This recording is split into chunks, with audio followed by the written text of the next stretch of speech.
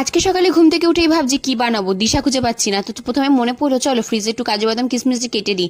আর ওকে তো সবসময় আমি হেলদি টিফিন দেওয়ার জন্য চেষ্টা করি। তো ঘরে ছিল একটুখানি আটা মাখা। প্রথমে আটাটাকে ভালো করে বেলে নিলাম, তারপরে একটু একটা পাশ ভালো করে একটুখানি কেটে নিলাম। ছুরি দিয়ে অবশ্যই কাটবে। তারপরে একটু বাটার, আর একটা পাশে দিয়ে দিলাম একটু গুঁড়ো দুধ, আর তার সাথে দিয়ে দিলাম কিছু কাজু বাদাম কিশমিশ।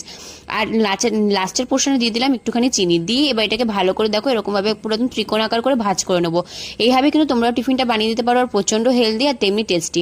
কাজু বাদাম কিশমিশ দেওয়াতে এটা প্রচন্ড হেলদিও হয়েছে, আর তার সাথে সাথে গুঁড়ো দুধ ছিল, বাটার ছিল, বেশ ভালোই লেগেছিল খেতে। তো এবার চলো এটাকে ভালো করে বেলে নিয়ে এবার একটুখানি এর মধ্যে বাটার মাখিয়ে নিলাম। বাটার মাখিয়ে এটাকে ভালো করে ভেজে নিলাম।